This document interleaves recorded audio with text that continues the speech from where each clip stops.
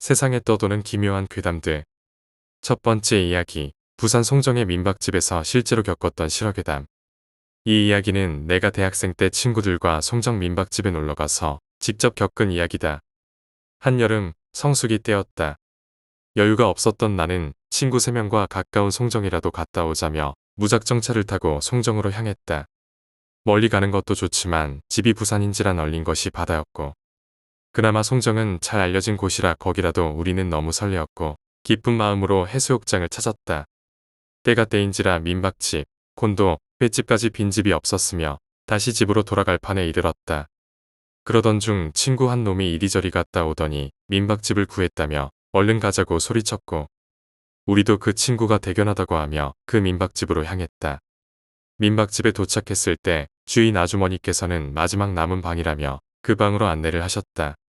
그때는 느끼지 못했지만 지금 생각해보면 아주머니의 행동들이 너무 아이러니했다. 아주머니께서는 우리를 그 방으로 안내하고 빨리 그 자리를 피하려는 게 너무 역력했다. 물론 다른 일로 바쁠 수도 있었지만 반값도 우리가 먼저 드린 거며 아무튼 그때는 그랬다. 우리는 성수기 때 남자 4명이서 4만원 정도의 저렴한 가격으로 방을 구했다는 것에 대해 너무 기뻤고, 그 방의 위치가 어떻든 간에 우리는 너무 지쳐있는 상태였고 빨리 쉬고 싶다는 생각뿐이었다. 여관처럼 일렬로 있는 여러 방의 맨 끝. 우리는 얼른 방문을 열고 들어가려는데 방문을 여는 순간 무슨 계곡 동굴에 들어온 것만큼, 아니 그보다 더 차가운 냉기가 쏟아졌고 우리는 순간 몸에 닭살이 돋는다는 걸 느꼈다. 우리는 모두 순간 당황했고 할 말을 잃고 잠시 그 자리에 그대로 서 있었다. 그러던 중 친구 놈의 선풍기며 에어컨도 필요 없겠다는 장난스러운 말에 나도 동의하며 우리는 그렇게 그 방으로 들어갔다. 방의 구조는 정말 좋았다. 허름해 보이던 민박집의 화장실도 방 안에 있었고 작은 싱크대도 있었으며, 얼핏 보면 좀 무서울 듯한 풍경화와 선풍기, TV 등 민박집 치고는 꽤 괜찮다고 생각했다. 나는 좀 씻어야겠다는 생각에 욕실로 들어갔다. 욕실은 변기, 세면대, 거울 이렇게 되어 있었는데 시설도 최근에 다시 했는지 모두 새 것처럼 보였다.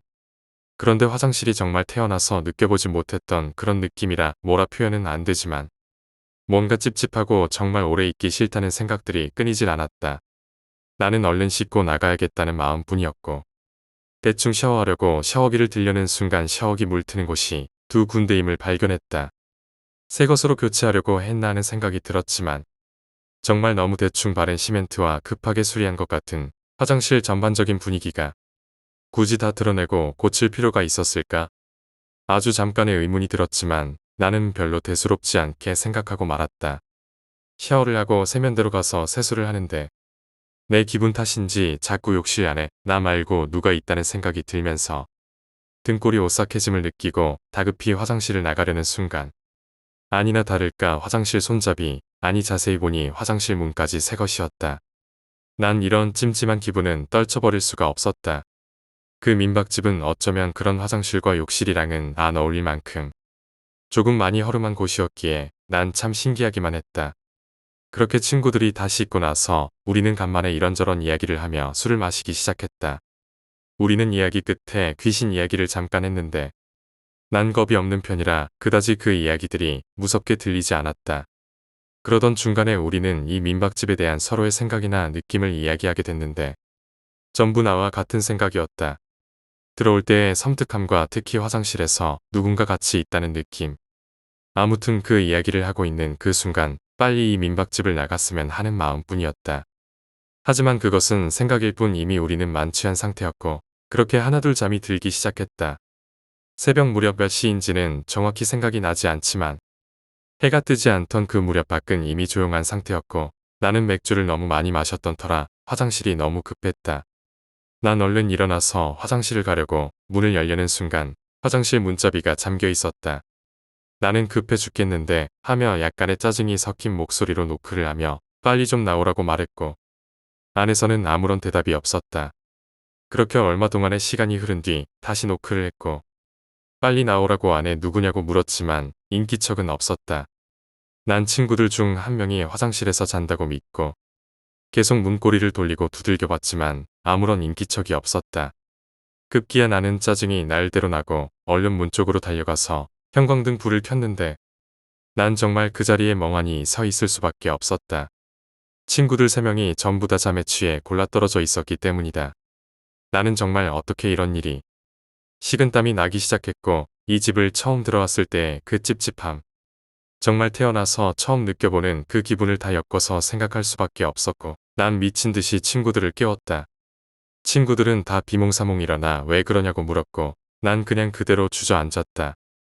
몇 분 뒤 정신을 차린 친구들이 대체 무슨 일이냐고 물어보길래 난 이차저차 상황 설명을 하는데 친구들 얼굴이 일제히 다 굳어졌다. 그중 친구 2명이 하는 말이 자기도 자던 도중에 화장실이 너무 급해서 일어났지만 화장실 문이 닫혀 있길래 참다 밖에 나가서 대충 볼일을 보고 들어왔다고 한다. 물론 그 친구들은 방에 불을 켜지 않았기에 그냥 당연히 화장실 안에 친구가 있는 줄 알았다고. 한참 이야기를 하던 도중 마지막 남은 한 친구가 다짜고짜 나가자는 것이었다. 우리는 일제히 짐을 챙기고 그 민박집을 나왔다. 무작정 송정 바닷가로 향했고 우리는 넓은 바다를 보는 순간 조금의 안정을 찾을 수 있었다. 그런데 바닷가 백사장에 앉아서 한숨 돌리고 있던 찰나 그 마지막 한 친구가 하는 말에 우리는 넋이 나간 상태가 되고 말았다. 그 친구의 말은 자기가 어제 샤워를 하고 찜찜한 기분에 나가려는 순간 문고리를 보고 참 신기하다고 생각을 했단다. 물론 나와 다른 친구들은 그냥 새 문인가 보다 하고 생각하고 그냥 나왔는데 그 친구는 문고리를 자세히 보니 그 화장실 문은 안에서 잠그는 장치가 없더란다. 화장실은 그런 문고리를 사용하는 경우가 거의 없으니까. 그 친구는 그 문고리가 너무 신기해서 계속 돌려도 보고 했다는 것이었다. 우리는 너무 어이가 없고 황당하고 정말 요즘 말로 낚인 것 같다는 생각뿐이었다. 화장실 문에 잠금 장치가 없다니 뭔가 있는 게 분명했다. 우리는 동이 트는 걸 보고 첫 차를 타고 집으로 왔다. 그러고 며칠 동안 평생 눌러보지도 않는 가위를 다 겪어보고 그 찝찝한 기분은 도통 떨쳐 버릴 수도 없었고 궁금하기만 했다. 그 민박집에 대해서. 그러고 한 달 보름 정도가 지난 뒤 아는 형이 회를 사준다는 말에 나는 다시 송정으로 얼른 넘어갔다. 당시 시간이 좀 지난 뒤라 난 이미 그 이야기를 대충 다 잊어버렸고 그냥 신기한 일로 약간 내 머릿속에 기억될 뿐이었고 난 회를 빨리 먹고 싶다는 마음뿐이었다. 아는 형을 만나 그 형이 잘 안다는 횟집으로 갔다. 횟집은 생각보다 사람이 없었고 한참 외에 소주 한 잔을 하면서 이런저런 이야기를 하던 도중 그 일이 생각났다. 송정에 온 김에 그 형을 놀라게 해주려고 한참 그 이야기를 하던 도중 난 우리를 힐끔힐끔 쳐다보며 서빙하는 그 횟집 아주머니에게 기가 막힌 이야기를 들었다. 그 이야기는 그 민박집에 딱 작년 이맘때쯤 정말 잔인한 살인사건이 났었는데 그 장소가 우리가 묵었던 민박집 그 방이었단다. 사건의 전말은 어떤 중년 남녀가 그 민박집에 일주일 동안 있을 거란 말을 하고 돈을 다 지불한 뒤 그 방에서 머물렀는데 그 남자가 그 주인집 아주머니에게 화장실 열쇠가 있으면 좀 달라는 것이었단다. 아주머니는 이상하다고 생각했지만 그러려니 하고 힘들게 찾아서 줬단다.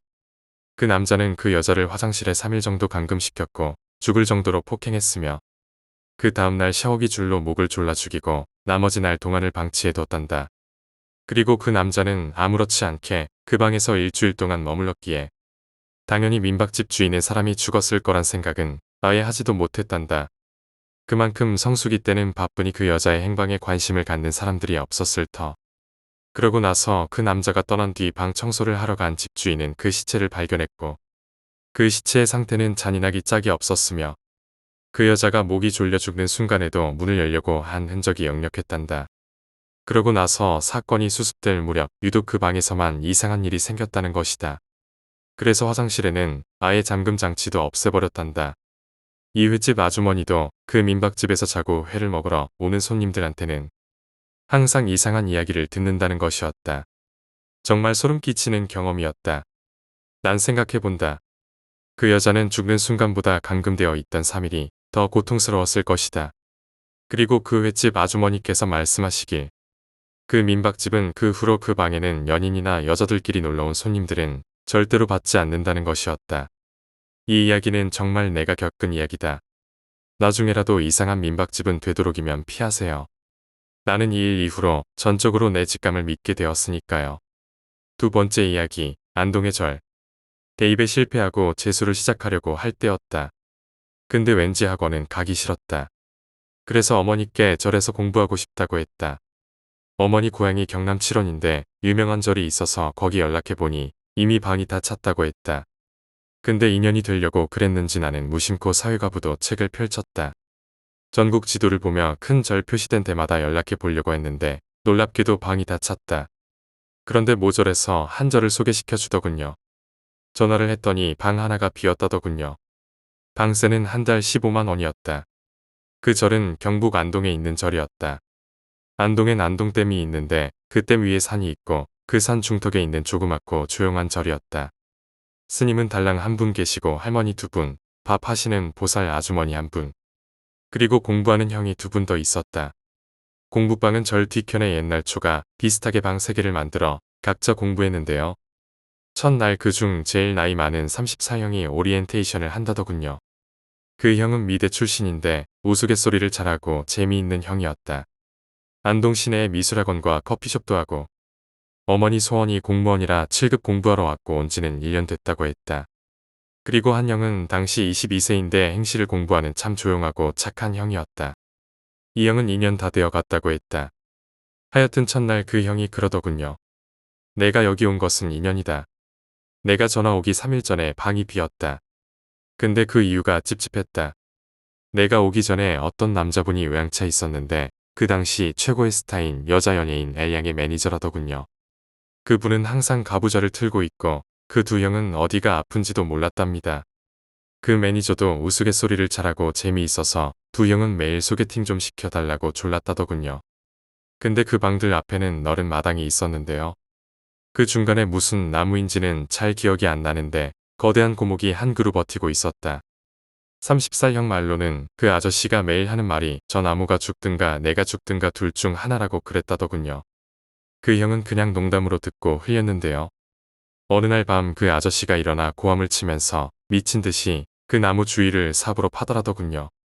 전부 놀라서 일어나 보니 땅을 파고 소금을 뿌리고 있더라더군요. 그리고 며칠 뒤 갑자기 위독해져서 병원으로 옮겼는데 사망했다더군요. 그날이 내가 전화하기 3일 전이었습니다. 스님이 전화를 받자 다들 좀 찝찝하지 않느냐며 반대했는데 스님은 다 인연이다면서 괜찮을 거라며 나를 받았다더군요. 그 스님은 당시 55세였는데 5세 때 출가하여 조계종에서 법력이 높기로 5손가락 안내 꼽힌다더군요. 그래서 종종 신들린 사람들이 그 조그만 절로 몰려오고 그 스님은 치료해주고 조계종의 높은 자리로 갈 수 있는데도 그 스님이 사양해서 그냥 거기 머무른다고 하더군요. 그리고 그 절에서 사시 합격자도 많이 나왔는데 어느 날 스님이 법정에 갈 일이 있어 갔는데 그 절에서 공부했던 판사가 모른 채 했다더군요. 그래서 그 스님이 호통치고 따귀를 때리고 하니까 죄송하다며 사과했다더군요. 제가 본 첫 인상은 매우 깔끔한 용모의 동안이셨습니다. 서론이 너무 긴데요. 그 절에서 하도 희한한 일을 당해서 길어졌습니다. 방으로 들어와 보니 어두침침한 것이 방바닥이 평평한 게 아니라 오르막 내리막이 있더군요. 방에는 옛날 문고리 달린 창호지 문이 2개 있는데 하나는 밖으로 통하는 문이고 하나는 내 방 옆에 붙은 광으로 통하는 문이었습니다. 방문은 새 창호지로 깨끗이 발려 있더군요. 그리고 책상 하나 의자 하나 그게 다인 단촐한 방입니다. 산에서 지낸 경험이 있는 분들은 다들 아시겠지만 산속의 밤은 매우 깁니다. 저녁을 먹고 좀 공부하다 새벽이 되었겠지 시계를 보면 밤 9시 정도, 정말 무료하게도 시간이 더디 가더군요. 아침 식사가 6시라 그 전에 일어나 방에 불이 안 켜 있으면 밥을 안 준다고 하더군요. 그리고 새벽 2시에 새벽 개불 그리고 새벽 4시에 기상. 모든 신호는 목탁으로 이루어지는데요. 2번 딱딱 치는 시기였습니다. 저는 첫날이라 피곤해서 10시쯤 잠자리에 누웠는데요. 옆방에선 벌써 코 고는 소리가 크게 들리더군요. 잠이 들었는데 탁탁 하는 소리에 잠이 깨었습니다. 밖에 달빛이 은은히 창호지 문을 비추는데 누군가 조그만 돌 같은 걸 방문으로 던져 탁탁 부딪히고 있더군요. 저는 무섭기도 하고 황당하기도 하여 이 상황이 뭔가 나름대로 생각해 봤는데 그 절엔 밥 짓는 아주머니가 한 분 계신데 30대 중반의 과부였습니다. 근데 그분 밑에 6세 정도 된 남자아이가 있었거든요. 난 걔가 밤에 놀러 나와 내 방으로 돌을 던지는 걸로 애써 생각하려 했죠. 한 2시간을 계속 던지더군요. 무서워 나가지도 못하고 방문은 문고리에 숟가락으로 걸어뒀으니 여차하면 나가야지. 옆방에 형들도 있고 그렇게 안심하며 될 대로 들하며 잠을 잤습니다. 얼마나 잤을까? 목탁을 2번 딱딱 치는 소리와 옆방 형이 밥 먹으러 가자는 소리에 깼는데요.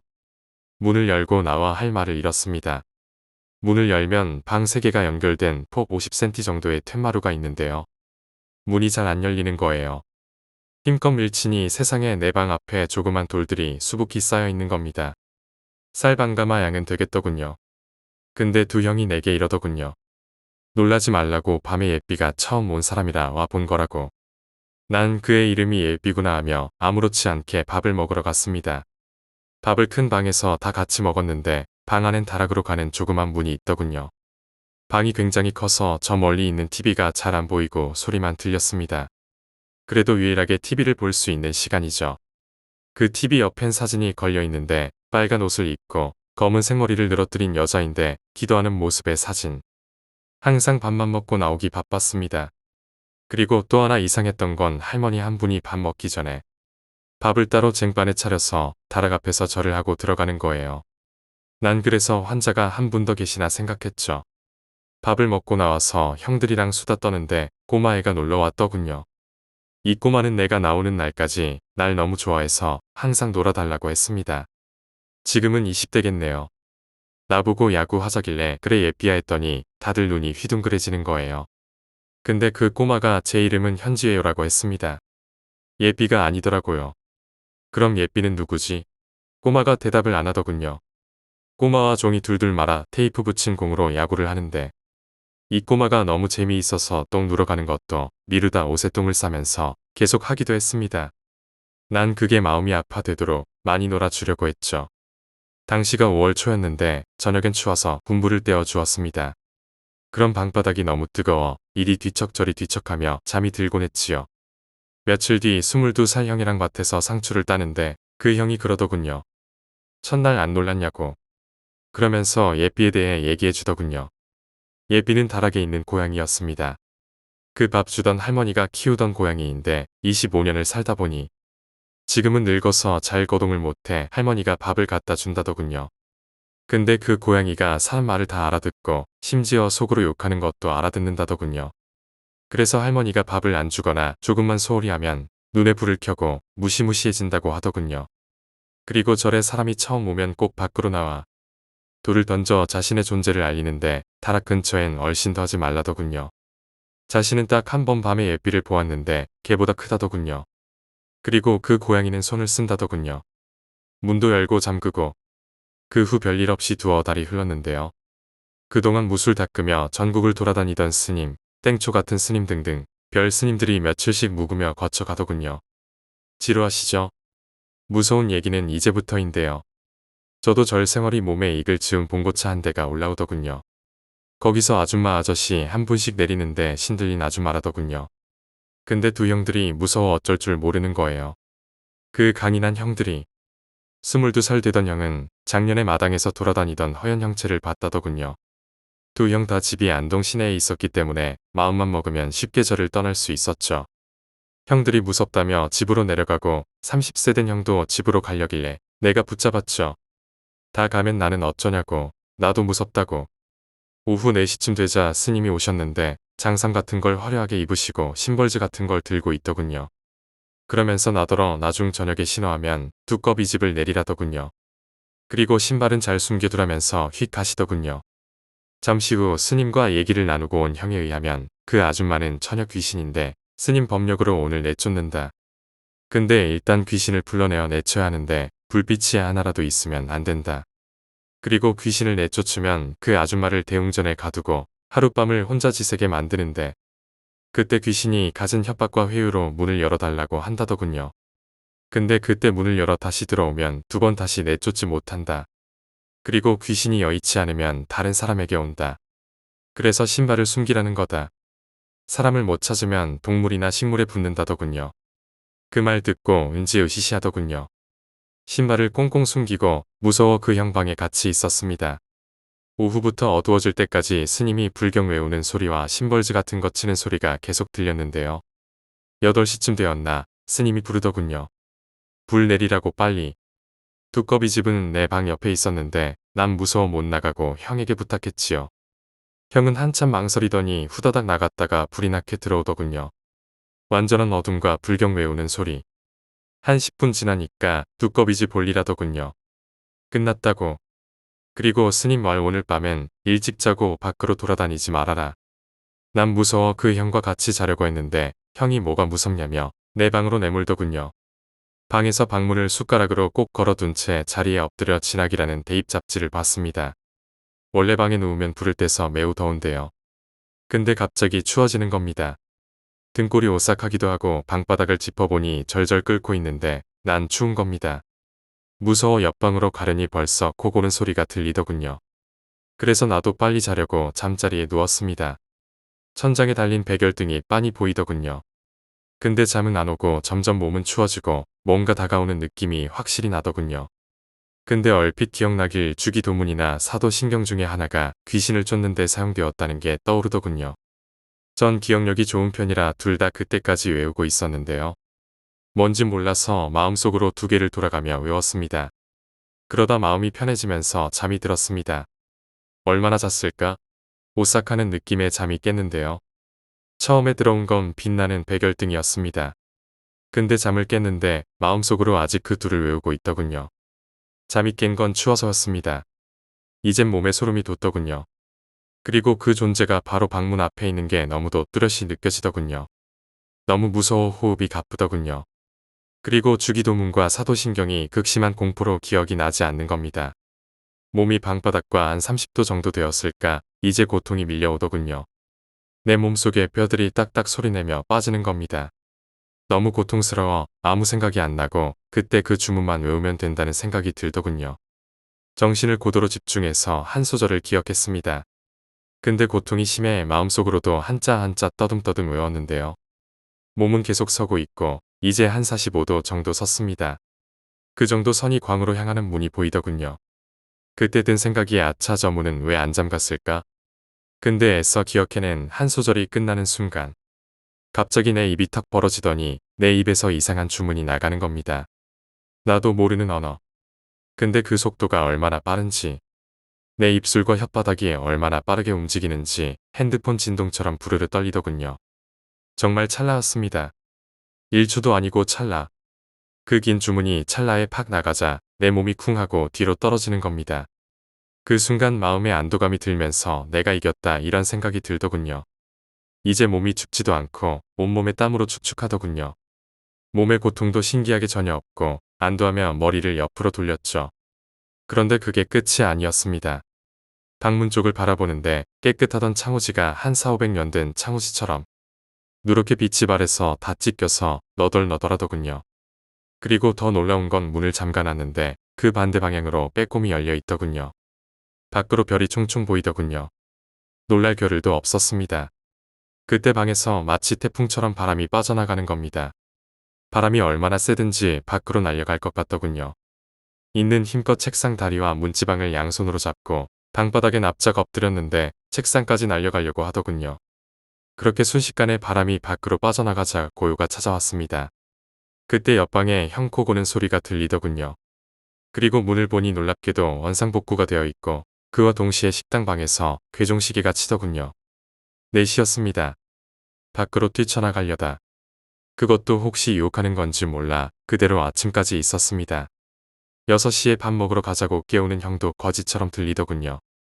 밥을 먹고 바로 스님 방에 가니 내가 말하기도 전에 스님이 다 알더군요. 어젯밤 무서웠지?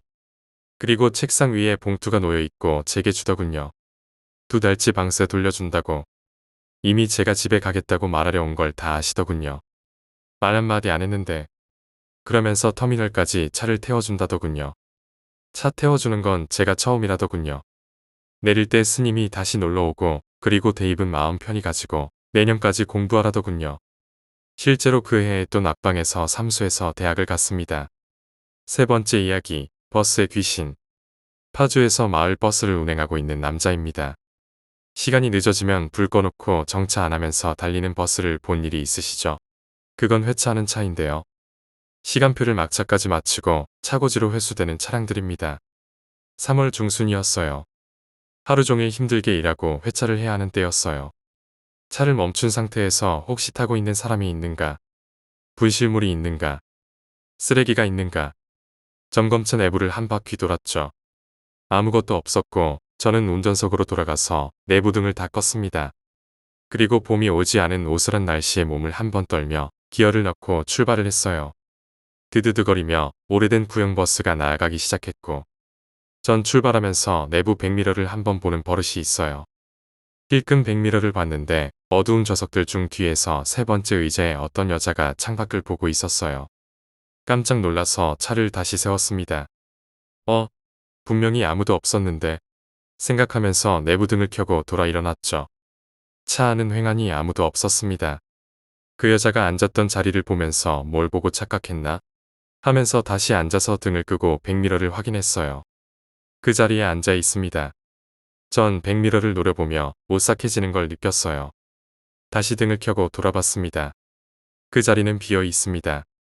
전 그 상태로 뭘 보고 착각을 하는지 찾아보려 하다가 문득 짜증이 났어요. 피곤해 죽겠는데 뭐 하는 거야 난. 빨리 가서 자자. 그런 기분으로 다시 등을 끄고 백미러는 쳐다보지 않고 출발했습니다. 차도 거의 없고 도로 옆으론 비닐하우스와 논이 있는 한적한 곳이지만 그날은 왠지 속도를 내지 못했어요.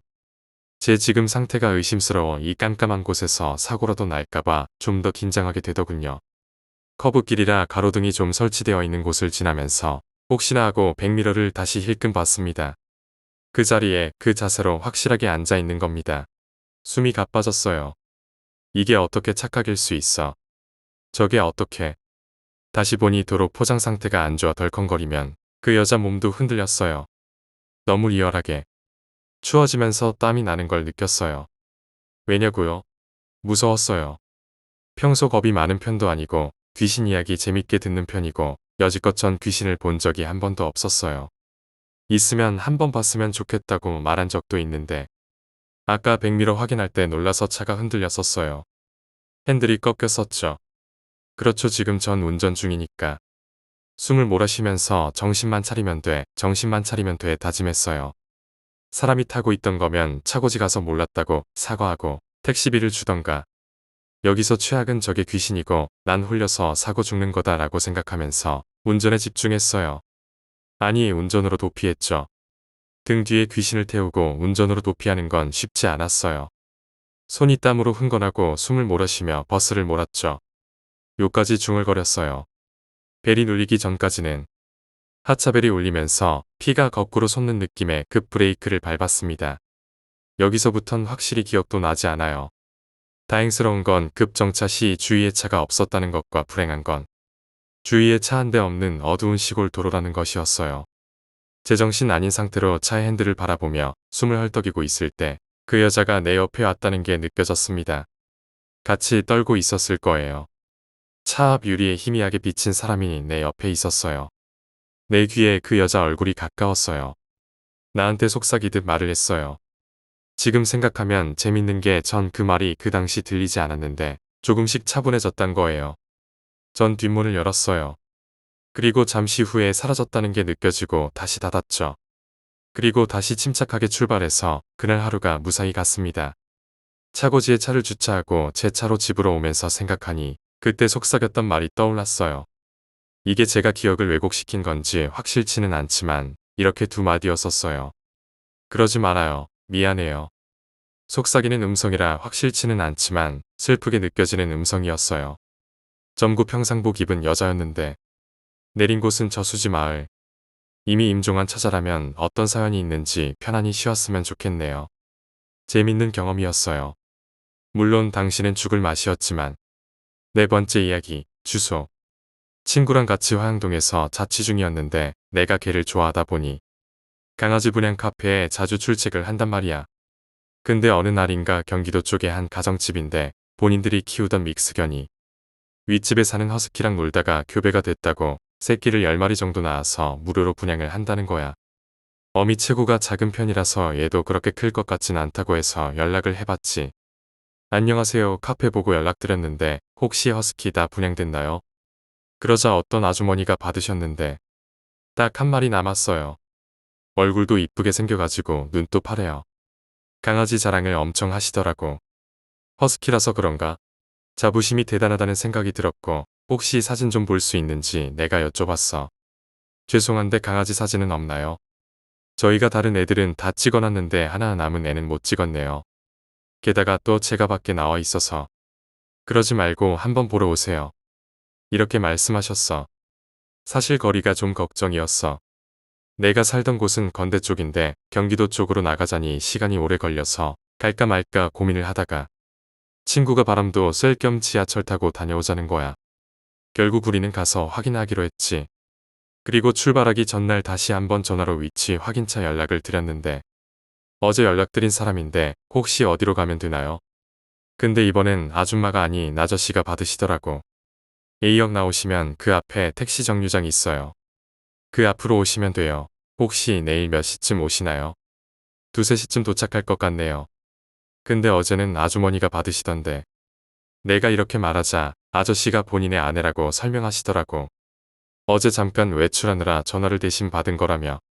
우린 뭐 그런가 보다 하고서 강아지를 데려올 케이지도 준비하고 노선을 어떻게 가야 할지 찾아보고 다음날 바로 출발했지. 거의 2시간 정도 걸려서 도착했는데 거의 뭐 역 근처가 그냥 허벌판이더라고. 아저씨가 말씀하신 그 택시 정류장이 보이긴 했으나 택시에 한 대만 서 있을 뿐 사람은 한 명도 없더라고. 그래서 바로 전화를 걸었지. 저희 지금 A역 앞에 도착했거든요. 그랬더니 이 아저씨가 이걸 어쩌죠? 제가 깜빡하고 잠깐 밖에 나와 있는데 그러면 혹시 정류장 앞에 택시 있는 거 보이세요? 나는 네라고 대답했고 아저씨는 또 다시 그러더라고. 택시비는 저희가 내드릴 테니까 그거 타고 제가 보내드리는 주소지로 오시겠어요? 이때부터 뭐가 잘못 돌아가고 있다는 생각이 들긴 했으나 옆에서 친구가 덥다고 하도 칭얼대길래 어쩔 수 없이 알겠다고 해버렸지. 그러고는 택시에 올라탔어. 나는 내가 좀 예민해서 그런 거겠지. 좀 촌이라서 분위기 때문에 그런가 보다 하고 넘기고 뒷자리에 앉아서 기사분께 여기 가주세요 하고서 창밖만 바라보고 있었지. 그런데 슬금슬금 출발하면서 내비 검색하시던 기사님이 그러시는 거야. 학생들 미안한데 내비 주소가 안 찍히네. 그래요? 잠시만요 하면서 강아지 분양자랑 통화를 했지. 안녕하세요. 저 택시 탔는데 잠시만요 기사님 바꿔드릴게요. 기사님께 내 휴대폰을 드렸고 둘이서 막 통화를 했어. 주소를 다 받으셨나 보다 하면서 한시름 놓고 이제 출발을 하는데 한참을 가다가 아저씨가 계속 고개를 갸웃거리시는 거야. 그러더니 룸미러로 나를 힐끔힐끔 쳐다보시는 게 너무 분명히 느껴져서 설마 납치되는 건가? 어디 팔려가는 건 아닌지 막 오만 생각을 다 하고 있었는데 그때 아저씨가 나한테 물어보시더라고. 동네에선 처음 보는 것 같은데 놀러 오셨어요? 강아지 분양 받으러 가요. 아저씨가 말씀하시길. 아니 좀 된 얘긴데 학생들 또래 남자애들이 그때도 내 차 타고 이 주소지를 갔었거든. 걔 분양 받으러 간다면서 무지 좋아하더라고. 그래서 빨리 달려서 도착해봤더니 주변에 뭐 아무것도 없더라고. 나야 그냥 내려주고 와버렸는데 아무리 생각을 해도 이상하잖아. 걔를 데리러 간다는데 농장이 있는 것도 아니고 뭐 집이 있는 것도 아니고 죄다 가려놓은 하우스밖에 안 보이는데 그런 곳을 왜 부르냐고. 우리는 뒷좌석에 앉아서 서로 얼굴만 바라보다가 물어봤어. 그 학생들 실종된 거예요? 나야 모르지. 근데 내가 갔을 때 근처에 차가 한 대도 없었단 말이지. 그럼 분명 택시를 타야 시내로 나올 텐데 그때 콜이 전혀 없었어. 지나가는 택시도 한 대 없는 길인데 이상하잖아. 그리고는 물어보시더라. 어떻게? 학생들 이 주소지 데려다줘 아니면 역으로 돌아갈까?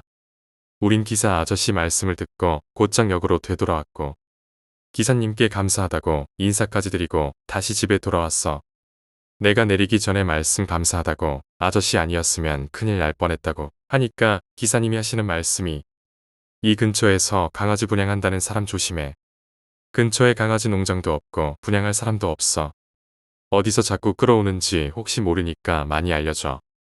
그 후로 집에 돌아와서 당장 카페에 조심하라는 글을 올렸고 혹시 몰라 그 번호로 전화를 한번 걸어봤더니 수신이 정지된 번호라고 안내 음성만 나오더라. 친구랑 만약 거길 갔으면 무슨 일이 생겼을지. 나는 지금도 어차피 갈 일도 없지만 그 지역 얘기만 나오면 괜히 인상이 찌푸려져. 그때 일이 떠올라서 말이야.